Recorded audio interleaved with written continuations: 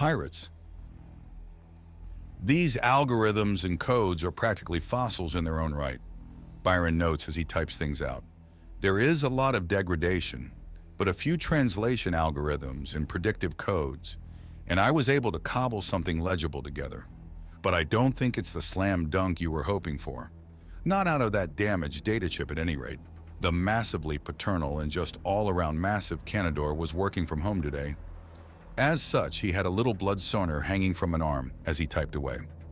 The distance between her father's limb and the floor is so large that she was able to outright nap while hanging on to him like the bat she evolved from, her claws easily grabbing onto the fur on his arm. The image of the family mess behind him with his warm apartment really led to an air of absurdity considering how serious the subject matter was. "What's on it then?" Marcus asked. "Simply put, it's a supply requisition form. It gives dates and some information. From that, you can no doubt correlate what was being done down there. But you already have most of that, don't you?" Byron asked, and there's some nodding. "I'm afraid all this can do is confirm what your living witnesses have told you then. Although from the looks of things, I can say that it was likely something lost before the lab itself was abandoned, not something lost in the abandonment. This is very much the sort of thing that no one would look that hard for if it was kicked under a shelf or something." "All right, what about those hard drives?" "That one is a bit trickier. The files are going through a defragmentation cycle even now, and that's something that's only done when it's done. The computer was left on for so long that cumulative errors build up and there may be damage to the actual hard data. For the non-computer savvy, think of a machine being on as it being awake. The longer it's awake without rest, the more mistakes it will make, much like most living things. So was there anything suspicious in the supply requests?" "There was an enormous request for nutrition paste and powder. With a basic fishing depot or farm nearby, you could feed nearly anything with that and keep it healthy and vibrant." "How enormous are we talking?" "Enough for a large city. That you reported as finding none in that facility, and the supposed time around when it was abandoned means that there's no way that the creatures you found inside could have possibly eaten it all or have had it used in their growth. So we're missing a huge number of vitamins and minerals that you can slap into any source of calories and feed anything, or use it as raw material in a cloning vat. Nutrition paste and powder can act as a quick and dirty way to make up for missing components for things like the nervous, digestive, or respiratory systems for most races. Quick, I understand, but dirty? It leaves residue, lots of residue, and requires the tank to be cleaned afterwards under the best case scenario. Unless there's been some advance I'm unaware of, but it definitely would have been the case like that long ago. So it's a cheap, subtle, and legal way of getting most of the materials needed for a cloning process. That doesn't tell us much. No, you don't understand. There was an enormous amount. The size of the facility you found wouldn't have fit a quarter of the potential cloned creatures from the sheer amount of raw substance. There was enough sheer raw stuff being moved around to repopulate a biosphere. There have been restoration projects for destroyed worlds that use similar scales of nutrition powder to start with, Bearman explains. That sounded a little... I was working on one when I was originally captured. You're looking at a former accountant of Renewed World Charity. For all that's worth, the organization folded up when the managers were discovered to be almost universally corrupt. It wasn't your fault, Marcus assures him, and he gets a stern look from Baron. Of course not. But the day those pirates attacked the ship I was on, they destroyed not only my life, but potentially thousands of worlds, just waiting for a chance to bloom back to life. I would have caught that stupidity in seconds at most. Byron grumps before letting out a sigh. Still, that is that and this is now. I'll contact you again when I've gotten something out of the hard drives. Although I'd suggest you not hold your breath. What about the deactivated computers? Do they have anything from those hard drives? They weren't off, they were in standby mode and waiting for a security chip, meaning technically on. They're defragmenting faster, but still need to defrag, Byron says. I see. Thank you for your time. Hey, you pay me for this. Byron notes, and there's a sudden thump as his daughter suddenly lets go and thumps face first into the carpet. Oh no, you little fluttering goof! Why would you do that, Estella? He quickly plucks the now wailing toddler off the ground and cradles the distressed babe. I'm going to take a break now. It's not like I can do anything as I wait. Thank you for your time, Marcus says and cuts the call, leaving Byron to parent his children undisturbed. There, bouncy bounce. You're okay. A little startled, but little more. Bearman says to Estella as she flails a little and he nudges at her chin with his knuckle. She bites him as expected, but it occupies and distracts her from the little surprise she got. There, see? Already better. He muddled over the situation as he began his now traditional little contest with Estella, which was mostly just him trying to convince her to stop biting his finger without hurting her. She loved it, and since she loved it, the worst he had to say was that he wasn't fond of it. So, our little home had some naughty people do some naughty things. That's pretty normal. Get 1,000 people together, and we'll find someone naughty among them. Get all those naughty people together, and you'll find someone really naughty.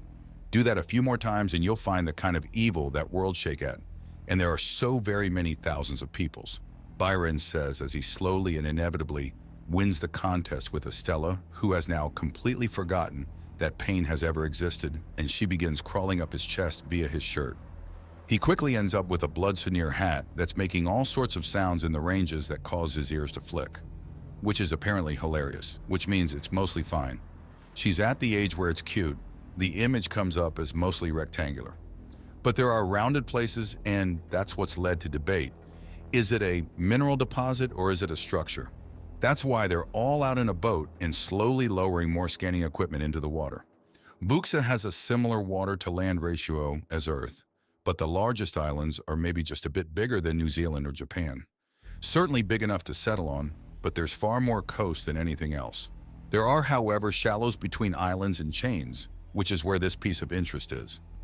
The device lowers down and then pauses before scanning deeply. This time not in the tritite piercing methods.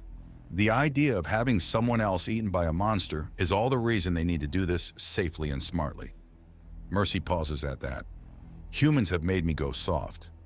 I figured that would be more the baby boom that the entire crew of the Claw is undergoing. Ryu replies as he looks over the edge of the yacht. It was a simple system that the girls set up. They were divided into thirds, and one group was always with the kids, one was always resting, and one was always working so they could shift who was doing what. Everything got done, everyone got the rest they needed, and their little babes were always well cared for. Ryu's eyes track a few ponderous examples of sea life and nods. I say we're in the clear. I doubt anything down there could hurt the scanner or would even care about it. All right, things are going off in 3, 2, 1. Then the water goes crazy as the whale-like thing that used to be completely calm and slow suddenly starts thrashing and rushes up at them. Brace! Ryu calls out, and everyone grabs onto something. The whale takes a second longer to actually arrive, as it was both deeper and larger than Ryu had assumed. Then the entire boat is sent careening into the air. We should have used a hovering vehicle, Mercy spits out in a fury as she and the other flight-capable girls start moving. Sorry, Ryu apologizes. As he should, he had insisted on the boat and now it was coming back to bite. Hard. Still, he has already begun to move, and as the boat rolls through the air, he sees that the trajectory of the gigantic black beast is to flop down on them. Not good, especially as most of the boat's occupants were strapped in. Those that can fly are flying, but more is needed. He rushes along it as time starts to slow. The adrenaline-enhancing tattoos feeding him more and more until time seems to have stopped. He hears his own footsteps only after he's taken another 2, while the air grows harder and harder to push against. He reaches the rear of the boat and he steps over the edge to give it a kick with the axiom twisting. It starts moving through the air, but if the line to the sensor equipment isn't cut, it's going to cause problems. So he draws his sword out of his pocket and mentally sighs. But he sacrifices it anyways. He's not as good with the axiom as some of the others. He can empower his weapon to project a cutting edge, even in the slowed time. But the stress will be too much for the sword. In a single movement, shards of sharpened metal are shattering near him as a blade of raw energy slices the cable. The boat is moving out of harm's way. The flyers can keep themselves safe and the whale isn't going to kill anyone. Good. The calmness he feels at a job well done causes everything to start to speed up again as the adrenaline supply is cut and the world jumps back into color and movement. The boat clears the whale's path and skips along the water intact and with a distinct impression on the rear, but mostly undamaged. Ryu hits the water like a stone and quickly swims up. Cold. Very cold. Well, if he wasn't awake before, he certainly is now, especially as he's just been reminded of the little cuts and scraps he gets from playing with his children thanks to the salty seawater. Not to mention the few nicks from shaving. Then the sound hits him. Through the air, it's like having his head taped to a speaker at a heavy metal concert. But in the water, he can feel his everything hurt. He draws an axiom to reinforce himself, and the pain subsides. Just in time for a wall of black, blubbery flesh to slam into him. So the whale has decided it hates him personally? Fine. He can fight a whale. The jump of the whale reaches its peak as it thrashes, and he pushes himself off and jumps, taking the few moments before he hits the water to focus and organize his thoughts.